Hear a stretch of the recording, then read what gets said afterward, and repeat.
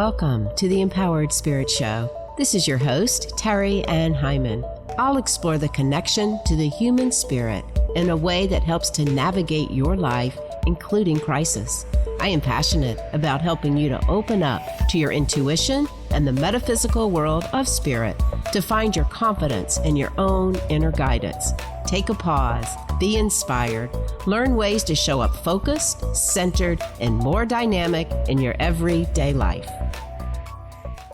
Welcome back to the Empowered Spirit Show. Thank you so much for tuning in and joining me today.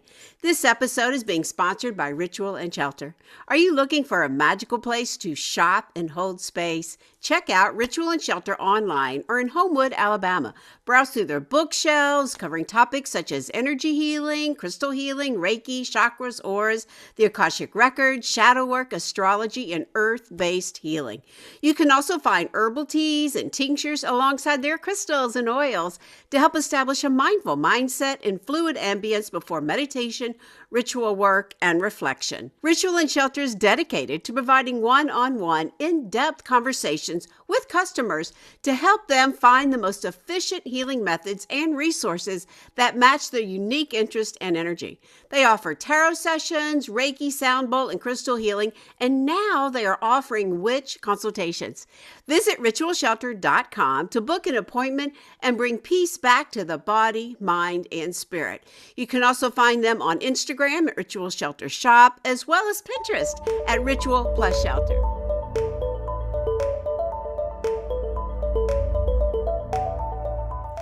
As this podcast goes to air, we've moved through that eclipse season and opening up to the new season of fall and the cosmic energy of Libra, which brings us some powerful medicine right now. It is teaching us that mastering balance requires understanding imbalance first. You can't appreciate harmony without experiencing the chaos. And after what we've just moved through, we're ready to embrace that equilibrium with open arms. This season is asking you to look at your relationships, not just the romantic ones, but all the partnerships in your life. Which ones are serving your highest good? Which ones are not?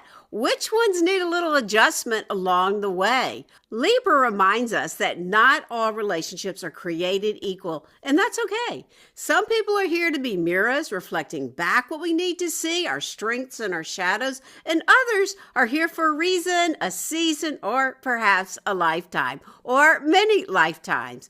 But the most important relationship we can have is the one that we have with ourself, our soul.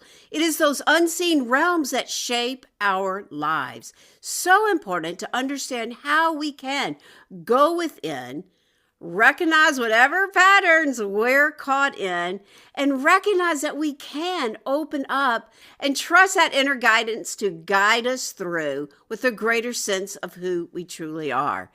I do have another complimentary online class coming up. If you're not sure how to trust your inner guidance, this one is about how you can stop absorbing everybody else's drama. It's a sensitive person's energy protection plan. This class will look at the energy of an empath and how it can get in the way of trusting your energy and knowing what that is so that you can open up to a deeper part of who you truly are. Or if you would prefer, schedule a spiritual upgrade complimentary call with me, and let's talk about that number one thing getting in your way of trusting your inner guidance and knowing that deeper part of your soul's journey. I'll put the links for the class and the call in the show notes.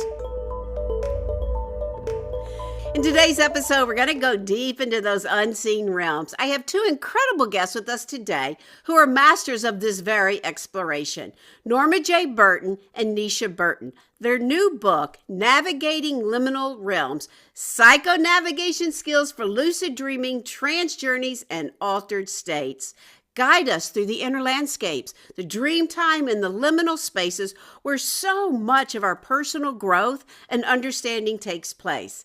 In this episode, we talk about dream time, ways to get more out of your dreams, including lucid dreaming techniques, drumming and journeying into the underworld, and altered states with psychedelics. Such a great conversation. Before we begin, let's take a moment to pause and center and set an intention for this new season we are in. So wherever you are, if you can, close your eyes for a moment. Take a nice deep inhale, breathing up the body. And as you exhale, call all your energy into you. Call it in. Inhale, expanding the breath up the body. And now as you exhale, drop right into the heart, right into that deepest part of your heart. Feel that connection, your spirit and the greater spirit. Know that you are loved, guided, protected. Feeling all this energy coming in around us as we call in our Reiki master teachers.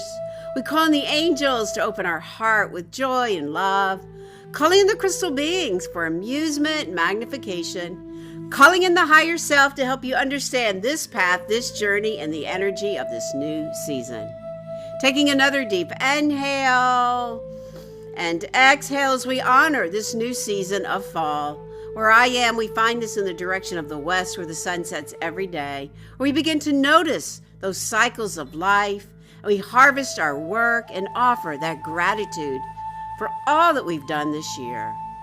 Calling in the directions to the west and the north and the east and the south, above us, below us, right into the very center, setting an intention for this season. See and hear and feel and know this intention, those elevated emotions, let them radiate out all around you. Setting that energy. Taking one more deep inhale. Exhale all the way down, grounding, centering. Feel your heart open. Feel that third eye illuminating. And as you're ready, blinking the eyes back open, coming back. My guest today, Norma J. Burton, is a counselor with a degree in comparative religion, focusing on Buddhist and shamanic tradition, who specializes in trauma healing, shadow work, and dream analysis. Having apprenticed with indigenous elders for over 30 years, she founded the Institute of Ancient Healing Arts and the Circle of Trust Healing Center. And Nisha Burton is a dream worker, award-winning filmmaker, and branding consultant for Fortune 100 companies. She is a speaker and teacher at universities. Norma and Nisha live in Ashland, Oregon. So let us welcome them to the show. Welcome. Thank you for having us. Glad to be here. And I understand you're all the way in Amsterdam. How much fun. Yes, we're over here doing a book tour and speaking at the Hermetic Magic Museum. That sounds exciting. Yeah. Well, congratulations on your latest book, Navigating Liminal Realms. How exciting and such great information. Psycho navigation skills for lucid dreaming, trance journeys, and psychedelic experiences. 3 really big ways of working in that liminal realm. How exciting. So I'd like to start off and just ask, what led you to doing this work and writing this book? Yeah, it's a great first question. So it's really fun because this is my mom, Norma, and I'm Nisha Burton, and we get to co-write and co-teach together. And I speak a lot about how really I've been blessed to grow up in this lineage of dreamers, dream workers, and people that are connected with the dream time. Because in our culture, a lot of times people are very discouraged from being with, thinking about, and learning from the amazing world that we go into each night that is the dream time. So being raised that way, where I was taken as a child because my mom would lead tours around to sacred sites around the world, and I went along with her, I was taken into cultures where I saw what it could be like when one lives in a more integrated way between waking reality and the dream time. And that really imprinted on me how important it was to pay attention to my dreams. Then in my early 20s, I became really fascinated with the art of lucid dreaming. And I delved deeply into the practices that you do during waking reality to train your mind to have lucid dreams at night. And I was able to take off in that skill really quickly because, again, my lineage of being raised in this way of walking between the worlds. And so that along with my career of being a filmmaker and specializing in emerging and immersive technologies, which is another way of bringing people into the dream time through the technological world, I walked this pathway of starting to teach people how to lucid dream. And my background is I'm a psychologist and a mystic, and have been a researcher of different cultures all over the world and their psychology of religious experiences. So we're so excited that our lives, Nisha and mine, have converged at this point to be able to write together, because I'm bringing all of my experience with indigenous cultures around the world, which often use drums to induce the trance state. And then Nisha becoming an expert lucid dreamer, we've been fascinated to compare those two realms of going into the lucid state through the drum journey and going into it through the nighttime lucid dream state. And they're very, very similar states of consciousness. And they have ancient traditions from people all over the world that have used these techniques to prepare themselves for psychonavigating the liminal realms, like our book says. So we're excited to put this book out at this time. I think it's really needed in the world, that people are wanting to know that there are deeper tools available for knowing how to psychonavigate. Oh, I so agree. And yes, you don't know this about me, but I am a Toltec student. I have worked with Naguas. Yes, I've read Castanado books, yes, about the Naguas and especially the women Naguas, which are really important. And I have a beautiful teacher, Rita Rivera Fox, who is my teacher and is considered to be a Nagua through Don Miguel, Oh, direct neat. teacher with him. Yeah, I've been down to Teotihuacana. I've had a mystic past life down there for sure. So, yes, I'm right there with you in understanding how we can go in deeper and deeper and really uncover more about the inner part of who we truly are. And that's really kind of what fascinated me about your work. And I've had all kinds of experiences, all of which you really kind of touch on, the lucid dreaming, the trance, and the psychedelics, all.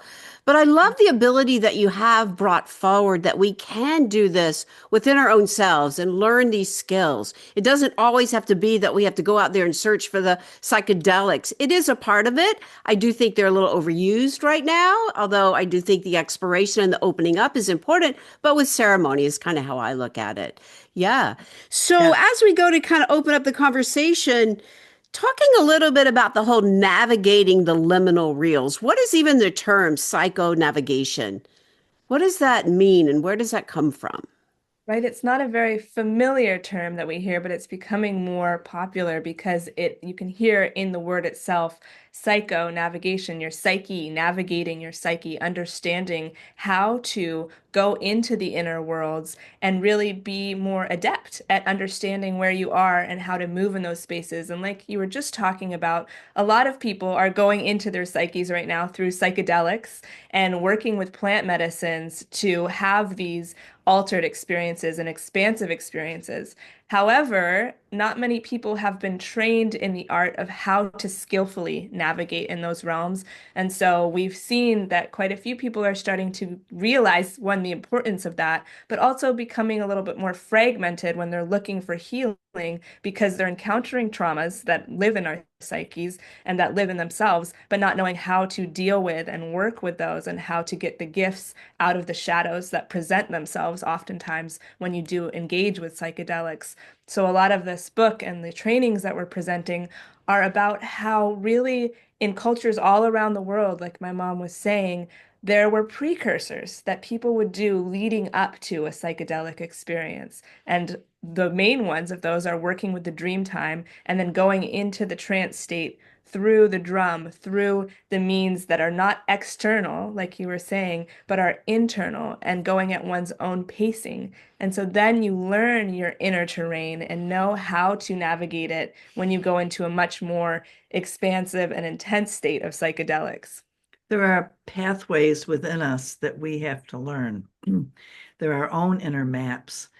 There's the general meta map, of the initiatory journey, right? Of going into the underworld, having a calling and an intent, a specific intent to go in there, to grapple with certain shadow material so that you can heal it and get the gift out of it. And then the return to the upper world and celebrating the journey. So that's the general map that humans go on. But then within each one of us, we have to go in there and discover our own map our own dream signs, the signals that come that are trying to teach us and give us information. So me having done these journeys with thousands of people, really, I've been doing it for over 30 years. It's amazing to see how people do have similar maps that they're navigating in all different countries where I teach it. Wow, humans are going into similar geographical terrains within the dream time. So there are maps that we're talking about in this book, that we want people to step by step take the journey within themselves so that they're learning the the tools to navigate it successfully in their own psyche. And one thing I'll add to that too is that when you work with your dreams and when you study your dream signs and the personal symbols of your dream, your psyche, because there are general ones, obviously, but then each person, their psyche is speaking to them through their dreams in a particular language that you learn as you engage with it more, then you're better prepared for meaning making in all areas of life, in waking reality and in the dream time and in altered states, which is really what so many people are looking for. They're looking to make meaning of their lives, of their experiences, of their past issues. And so it's a framework and a way to hold and make meaning out of all of this. Yeah, I so agree. I'm a teacher of the Akashic realm, and I talk about like the past, present, future. To me, that's so fascinating when we see what those common imprints are and where they come from. And even the work I do, even past lives that we bring forward. Then how does that help us in the present to move forward into the future? But we have to have some of those basic tools. And I agree. I teach with intuition. It's like everybody has their own little field book. Right. And so Mhm. you need to keep note of what it is for you. What are those symbols? What are those signs? How are you processing your energy? And that's really important because a teacher's good. We need the guidance, but ultimately it is, like you say, it is up to us to know what those techniques are, those tips are, how it is affecting you. And one of the other things I wanted to say, and part of that navigation sometimes I think falls down short, and this is what happened to me, there was no integration. When I Mhm. finished doing some of the more intense plus plant medicines, the ayahuascas and all, there was no integration. I was like on my own. Luckily, I have skills, and eventually it led me to Mhm. Rita that can help me get through that. And then I was down in Teotihuacan, and it all kind of came full circle there. But sometimes we're left out alone, and we don't know how to navigate. And sometimes it makes us more fragile Mhm. than when we started. So I think there is something to be said about really having that navigation, including the integration of it all, and having the tools to even go into it, like you just mentioned. So very important. And I'm Mhm. glad you're covering that. Yeah. The deep tools to go into your psyche and study it in the first place before having the really expansive, uh, neuroplastic experiences in your brain that are really altering your brains through the psychedelic work. But then afterwards, as you're saying, to be able to be held in an integration process. Lots of people are talking about that now, but I was blessed to study with the Huichol over many, many years and to get to be held in that community.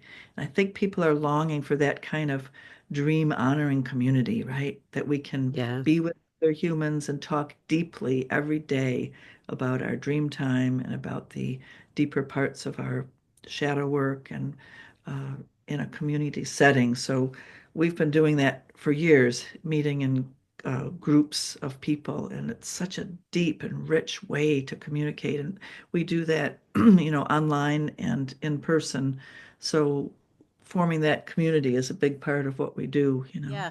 And I think it's so important to have the techniques. You talk about drumming, that's what you're talking about. I also work in sound, and I feel like there is a connection to the drumming, the sound, and all of those techniques. I'm about to do a topic about blowing the shofar. The Jewish holidays are coming up, and even the sound of the shofar. How does that fit in to when we use sound through drumming through the even the bowls? And I think that's very fascinating. So if you could speak a little bit to the idea of using the drumming and how that takes us into those deeper states. Right. The sound, it's been scientifically studied that it attunes our brain and our heart to what they call the rhythm of the earth. So it opens us up to a deeper alpha brain wave that actually aligns us with energies of nature and brings us into a receptive state so that we can pick up on information. When you first go into the drumming journey, you're met by a guide, a power animal being. And so the sound is an important carrier. It carries you into that realm where your psyche is available to meet a surprising encounter. It takes you beyond just what you think about to something that meets you, coming toward you from another dimension. So you really are in a liminal space where you're available to meet and be guided. Yeah, and like my mom's saying, the drum beat itself, like it's beautiful that science has now caught up with what ancient cultures knew, actually changes the brainwave state that you're in. And what's amazing to see and what we've been comparing and contrasting is how it really does take you from waking reality into this liminal dream time state. And that can be a more advanced lucid dreaming technique too, to transport your awareness, your consciousness from a waking state into the dream time. So I really believe being raised in that way of doing drumming journeys since I was a child was another factor that primed me to be able to have lucid dreams at night. And we help people with the drumming journeys if they're having a hard time connecting to their dream time more or to starting to have lucid dreams. Doing those drumming journeys while awake then really transport you into the dream time where you're met by things that you wouldn't consciously create. So you start with active imagining as you begin the drumming journey, but it's really magical how then something else comes to meet you, and then you're doing things and you're engaged in these experiences that you wouldn't just imagine. It really is like you're transported into this liminal state where you can receive profound guidance and insight. Yeah, I do think it's so powerful. Have sat in many sweat lodges, and the drum obviously is a big part of sitting in the sweat lodge. You're in the dark, you're in this womb, and then you hear this drum, and it takes you totally out of that waking state, and then you can go deeper within. I actually pulled my drum out this weekend. I had a class. It's like, okay, we're talking about some shamanism here. Let's add the drum in. I am more comfortable with the sound bowls, so I'm like, okay, let's channel that past life I know I've lived, and then you just start playing. And then even as the player, you probably can speak to this too. We also get into that state that helps us to take that forward and bring forward whatever is needed to come forward. Yeah, it's very powerful. So how does a drumming dream time differ than some of the other ones you're describing? Yeah, that's a great question. So, as we're speaking about, there's the drumming journey, but then there's also lucid dreaming. And I'll give a definition of that for anybody that doesn't know. A lucid dream is one in which you are in the dream and then you realize that you are dreaming within the dream. And it's like an awakening when you have that realization. And I compare it to switching on a light switch, where you have this aha moment of, okay, I know I'm dreaming, I'm in the dream. And then you have this level of agency within the dream because you know you're dreaming. And it's also amazing because the quality of the dream completely changes, where it feels as real as waking reality, a lucid dream does. And so then you have all of your senses back online. You can feel, you can taste, you can touch, and it's a very vivid and vibrant dream. And you're walking through it or flying through it sometimes in this way of knowing that you are the dreamer within the dream. So that is a really unique experience in and of itself, and an amazing one that I love teaching people about. So you're talking about that state of lucidity where you're sensually very aware with all of your senses. And that's the same thing that happens through the drum induction into the lucid state, right? You know from having done it too that your senses all come online and you're very vividly aware of feeling everything you're going through. So it's not like a regular state of consciousness. You're very aware, hyper aware. And it imprints on your psyche in a stronger way because of the senses all being ignited. And you never forget what happens in the drumming journey or the lucid dream state because it's so vivid and imprinted on you. So, yeah. And one thing I'll add to that is some differentiators too between the various states. A drumming journey, you're going into it from your waking consciousness into this liminal state, and you're still somewhat aware of your physical body and being present in waking reality too. You're straddling the worlds. A lucid dream is one in which, again, you have that realization within the dream material. So you're waking up to that realization in a totally different world in your dream. And then there's also out of body experiences, which are slightly different from the two that we just mentioned. And that oftentimes happens when you're waking up, again, in this liminal state. Many times it happens when you wake up in a sleep paralysis state where your body is immobilized, but your waking consciousness is coming back online. And then it's closer to this waking reality, but it's slightly shifted or tilted. And oftentimes, people who do have out of body experiences or astral project, you'll feel your dream body actually coming out of your sleeping physical body and then be able to move around your room. So that's different from a lucid dream in that you're waking to the lucidity in more of your physical reality versus the dream time reality. We're talking about the tip of the iceberg here too, like these are the definitions of these different realms, but there are so many places then to visit and to experience within these realms. Yeah, I so agree. And I think sometimes the question I get is like, if I'm having the lucid dream and I realize I'm having it, how do I not wake up out of it? Because Hmm. there is that really fine line.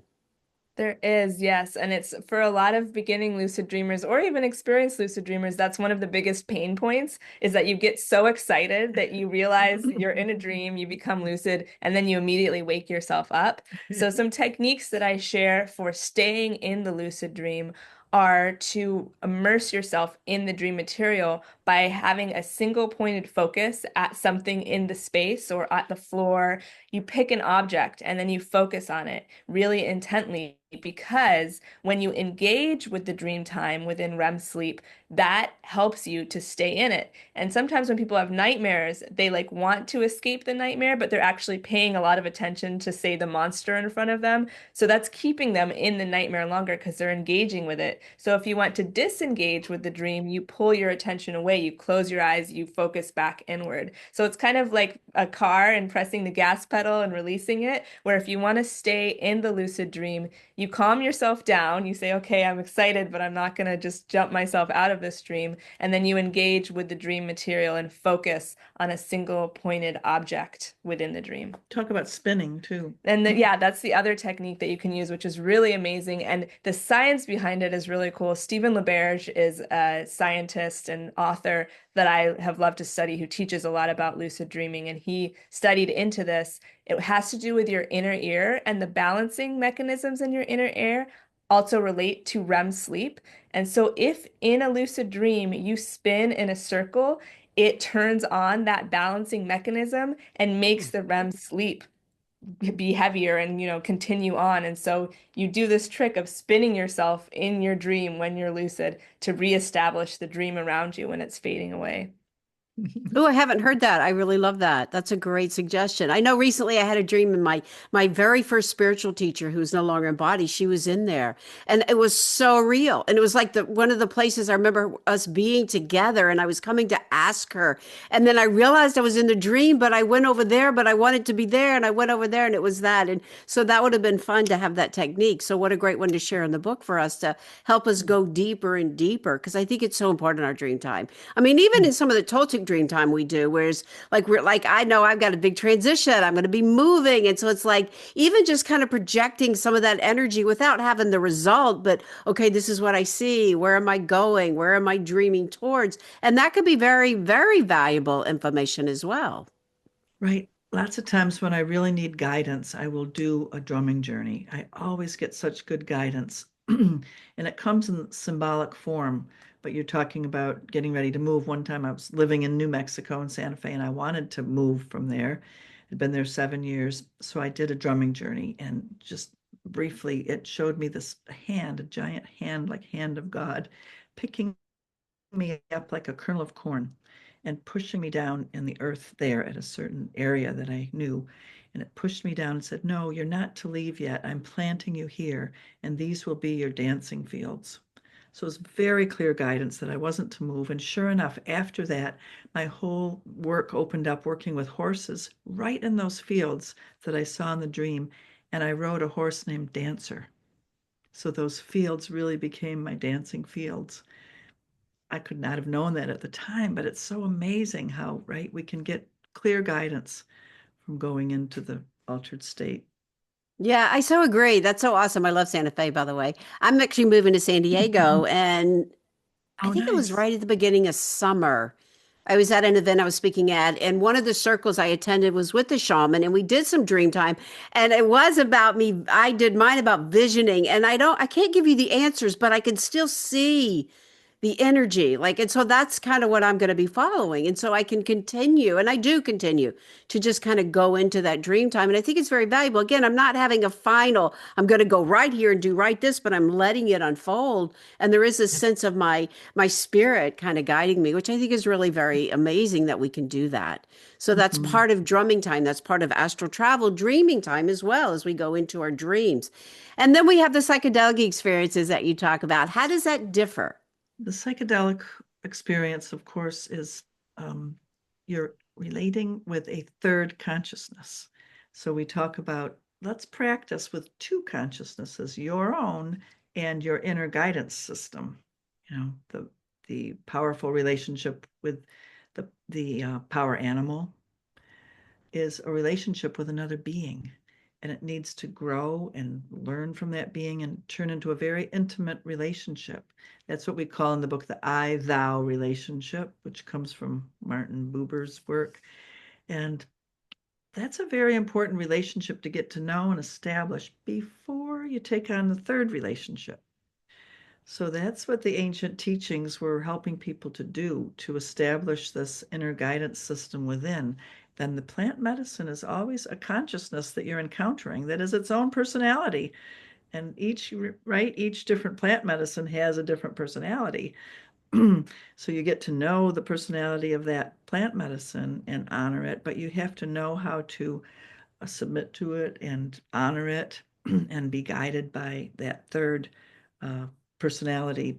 But it's good to have your two relationships online first. I And agree to that. And I just want to jump in and say, I think that's so important that you say that each plant medicine has its own personality because it's so easy to just go, oh, here are these mushrooms. Let's go do them. Well, wait a minute. Wait a Yeah. minute. What are you talking about? What is it for? Because they do. And I love that you're talking about they each have the ability to be a third perspective. So I know when I was doing the ayahuasca, it was like I remember it was like too much. And I remember the teacher, the shaman kept saying, well, talk to her. I'm like, what? He's like, talk to her, tell her to be a little easier. And so sure enough, I did exactly that. I started having that communication and everything shifted. So I think that's very important for people to recognize that everyone and knowing what you're going in for and what your purpose and intention is such a great part of it.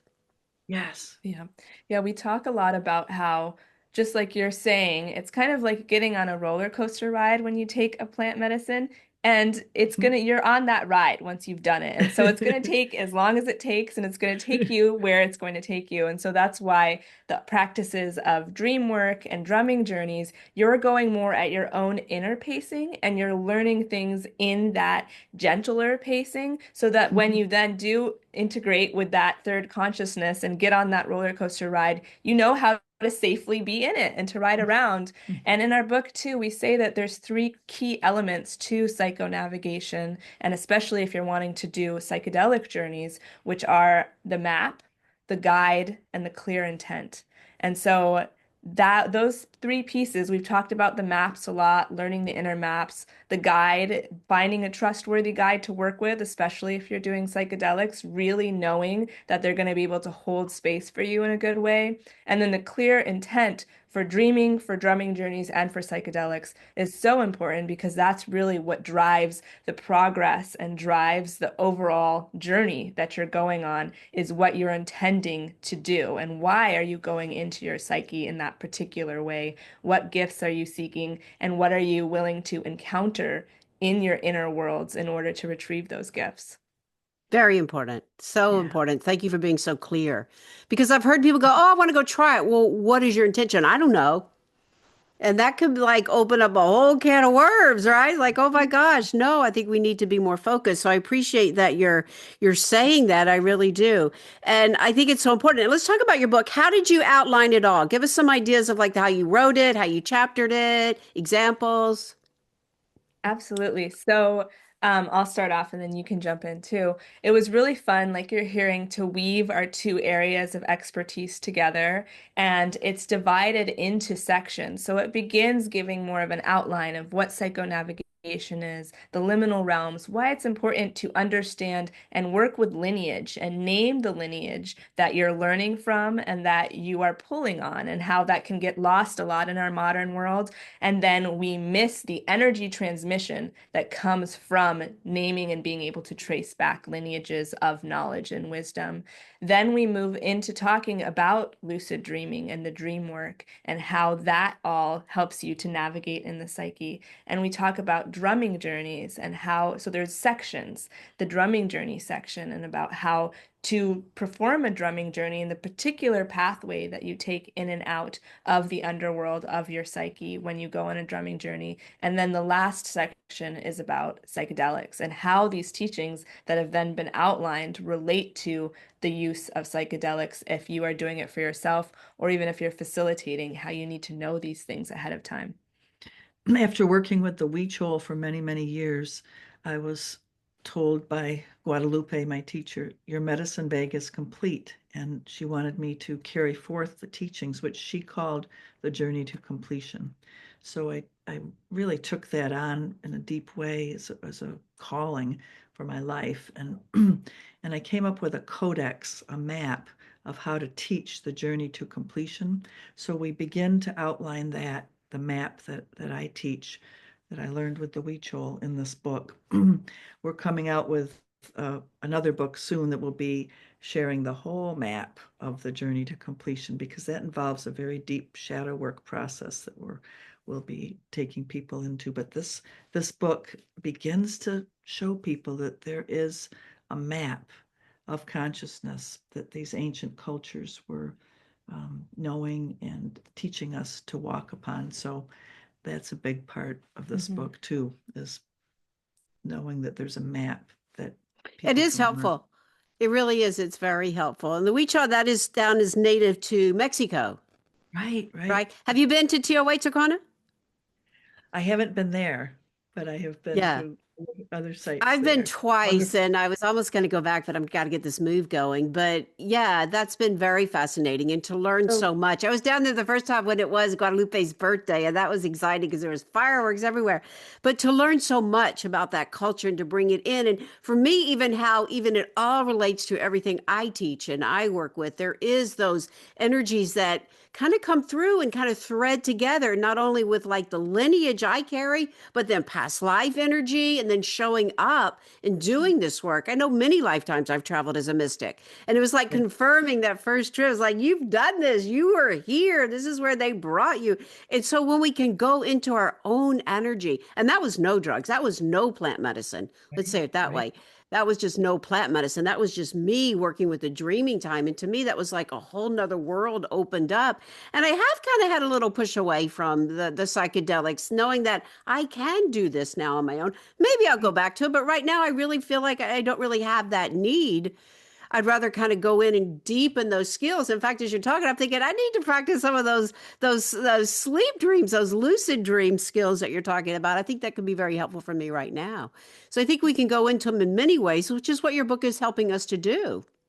Yes. It's Yeah. such a good point what you're making, which is that a lot of times what people are seeking externally in the plant medicines is really something that is deep within. And so when you can have a plant medicine experience to get that really big taste of it, but when you start to do more of these practices with going into yourself, going into your inner worlds, you realize that that's really what you were looking for. And the expansive and altered states that you go into with lucid dreaming and the drumming journeys are really profound and powerful. Sometimes people think, oh, that's just a dream, or that's just me imagining this thing. But then once they experience it themselves, they realize, wow, this is the most psychedelic experience I could ever have. And I have access to it inside of myself at any point. So we stop being so oriented externally for our authority, for our guidance, for all of these pieces. And we begin to trust and look within.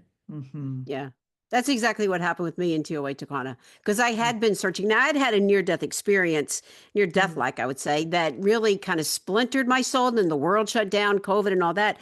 So there was a lot going on with me. And so the plant medicine. Of course, I used a couple of different. The San Pedro, yeah, all day long, right? But the ayahuasca was pretty intense. And then I didn't find my answers. And so then I kept wanting to search for more microdosing, more, because I didn't have the answers. And finally found myself, like I said, in TOA Takana with some great teachers. And then it was just all going within through the dream time. Yeah, my Yeah. star people showed up, the mystics Yeah. showed up, the auras, the colors, the orbs, everything. And it was just me. And so to me, that was even more rewarding knowing that, wait, this is within me. Yeah. Yeah. Yeah. So glad to hear you saying that, because that's the reason why we wrote this book, to get Yeah. people realizing that that's our birthright, to have Yeah. this mystical consciousness within and to Yeah. develop it, right? Yeah. And we So didn't mean to turn that upside down, but that's how it showed up. Right. Because it could turn your world upside down, which in many cases, Right. the second time I went back to TOA Takan, I went for a different intention. And it was a little more intense. It really mhm, was. And in some ways it turned my world upside down the second time I went. The first time was different. And I said they say every time you go back, it can mhm. be a different experience. TOA Takana just calls you to come back when you're ready to do more work. Yeah. Mm. And then the other thing I wanted to speak to was the idea of the shadow work, how important that is. And so many people tend to push it away or get shamed by it, yet it's our biggest growth. It really Mm. is. Don't going in and looking at those parts because we all have them. Mhm. Mm. Right.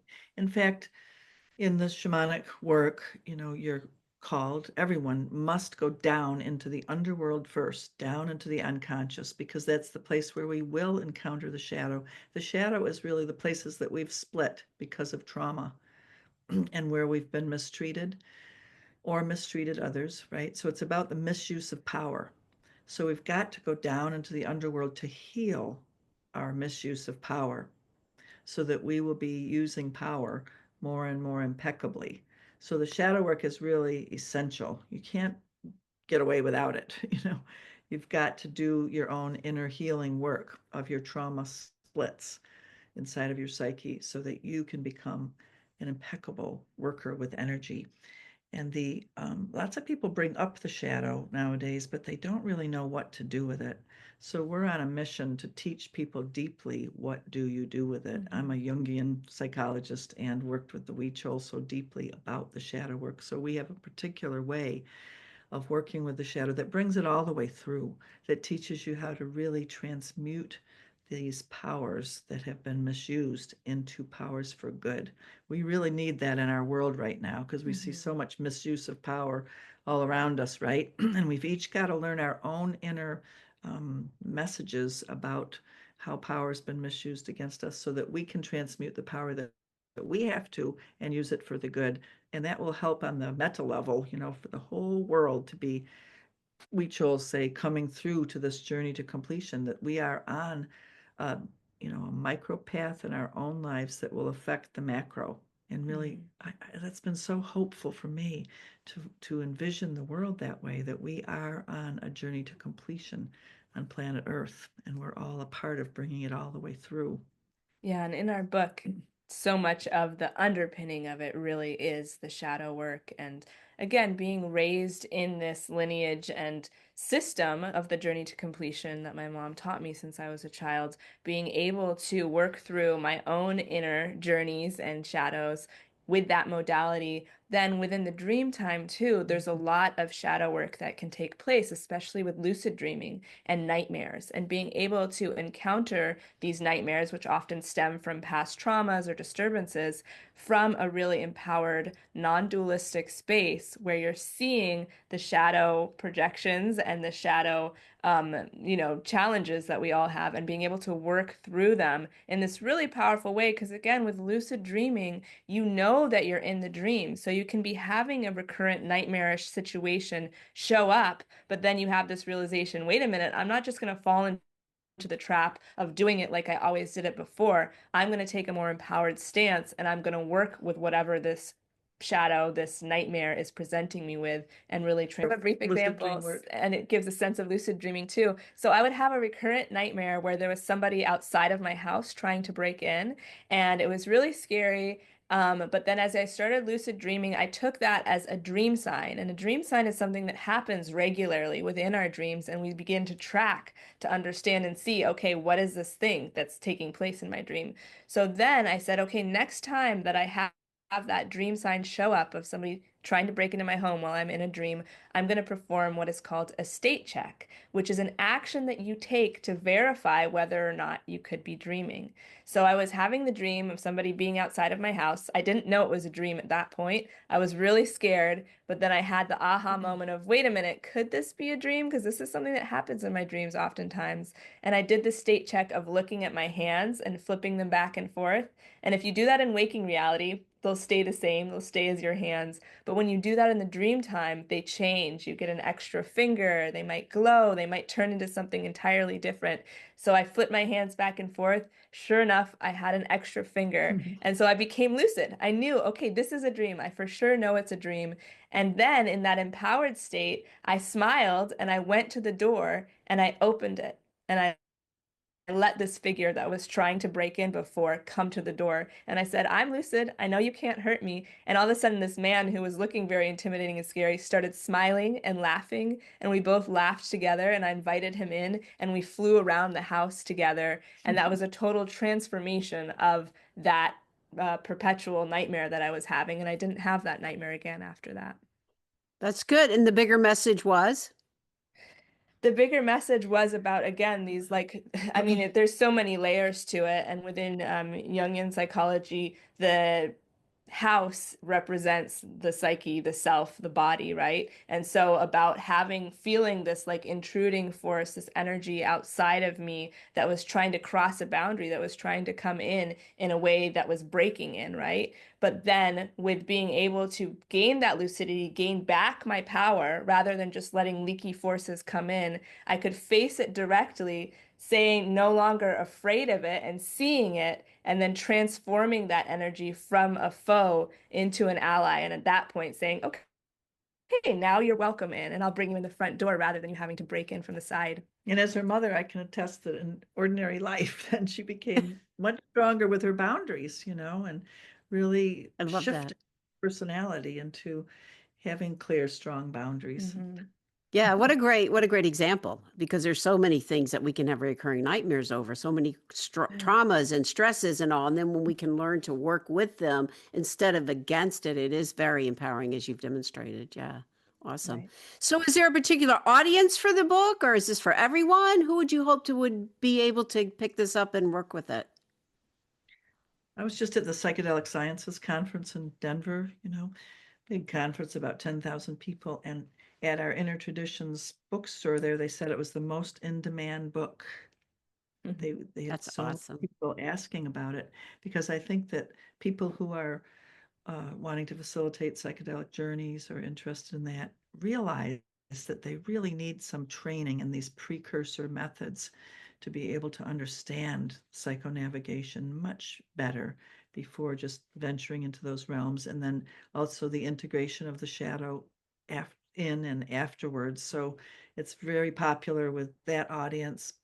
But I think it's also for anyone who wants to explore their dreams more, who knows that there's a value in going at night into this realm of ourselves that is a very special thing that we have as humans. So And especially too, people that have a calling to the dream time through, say, going into altered states of consciousness, it's not just psychedelics, there's all types of altered states of consciousness, being more psychically attuned, being more attuned to your dream time, or having troubling experiences like sleep paralysis, like nightmares.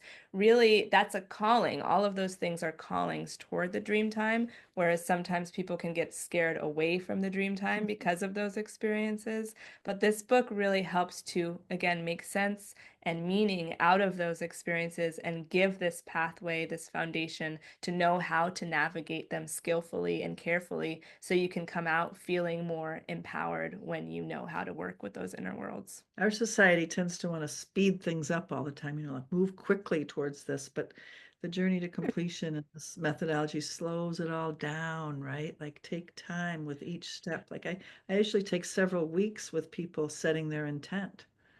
like Mm. getting really clear on what their intention for their life is at this time of their life, right? So slowing it all down, each step going very clearly and slowly, so that you're really getting to know yourself in such a deep way as you step around each stage of this Such journey. a valuable point, Norma, because I think a lot of us, and myself included, have that idea of speed up, get there, get there. I know, like this transition, I'm going to be a grandmother and I'm going to move out to California to help my daughter. And I've been waiting. Like I came back here to help my parents who end of life, and now they're gone. I've been waiting, as my listeners know, I've been waiting to move out there. Now here it is. So I'm, the baby's due in October, and then I'll move at the beginning of the year. And I'm like, I just want to get there. I just want to get there, right? But I know I have a lot of things to finish out and complete. And so I do have to slow down.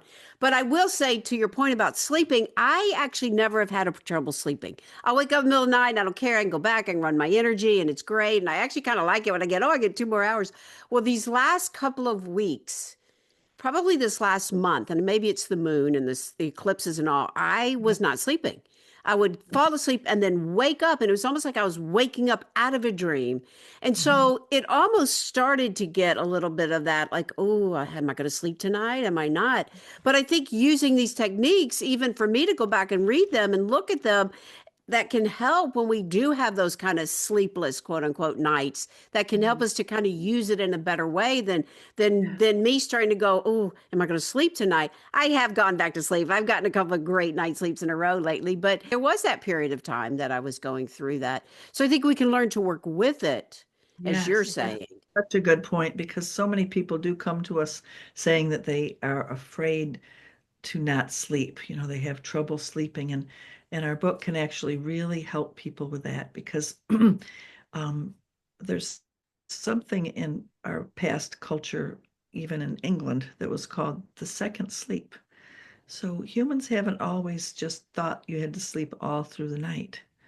There was a custom of waking up in the night and writing down your dreams, and maybe even having a drink and sitting there with the candle on, and having time in the night to work with your dreams, and then going back to sleep and having the second sleep.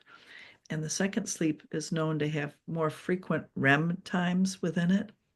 So maybe you've noticed that, but if you sleep from like 6 to 8, you tend to have more dreams and you remember them more vividly after you wake up that second time.